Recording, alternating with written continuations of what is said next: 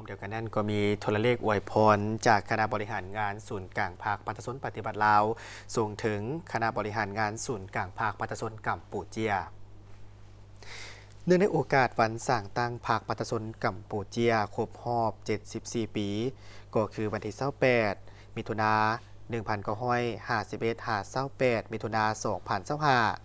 คณะบริหารงานศูนย์กลางภาคปัตตสนปฏิบัติลาวได้แสดงความสมเสยอย่างสุดอกสุดใจและอวยพรไซอันประเสริฐมายังคณะบริหารงานศูนย์กลางภาคปัตตสนกัมพูเจีย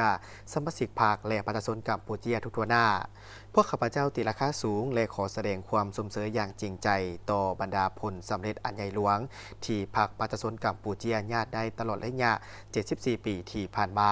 ซึ่งได้นำพาขบวนการต่อสู้ต้านลาเมืองขึ้นที่ญาติเอาเอกราชให้ปัตตสนภายในประเทศชาตินำพาปัตตสนกัมพูเจียลุกฮื้อขึ้น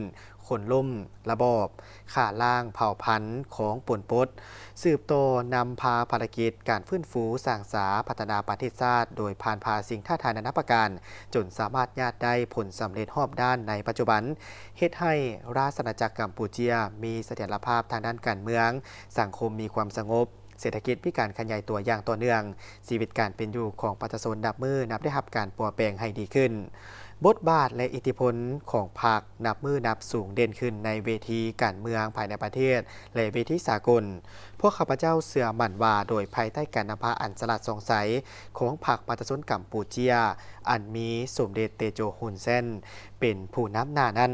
ปัตตสนกัมพูเจียไอ้น้องจะสืบต่อญาติได้ผลสำเร็จอันใหม่ใหญ่หลวงกว่าเก่าในภารกิจปกปักรักษาสร้างสรรค์และพัฒนาประเทศชาติให้นับเข้มแข็งและบรรลุตามหาเป้าหมายยุทธศาสตร์ของพรรคปัตตสนกัมพูเจียที่ได้กำหนดไว้ขออวยพรให้สายพพันธ์มิตรภาพความสามัคคีและการร่วมมือที่เป็นมูลเสื้ออันดีงามระหว่างพรรคปัตตสนปฏิบัติลาวและพรรคปัตตสนกัมพูเจียก็คือการพัวพันแบบคู่ร่วมยุทธศาสตร์รอบด้านมั่นคงยาวนานลาวกัมพูเจียจงสืบต่อได้รับการเสริมขยายยิ่งขึ้นเพื่อผลประโยชน์ของปัตตสนสองชาติก็คือเพื่อภารกิจสันติภาพเอกราชมิตรภาพและการร่วมมือเพื่อการพัฒนาในภาคพื้นและในโลกคณะบริหารงานศูนย์กลางภาคปัตตสนปฏิบัติลาว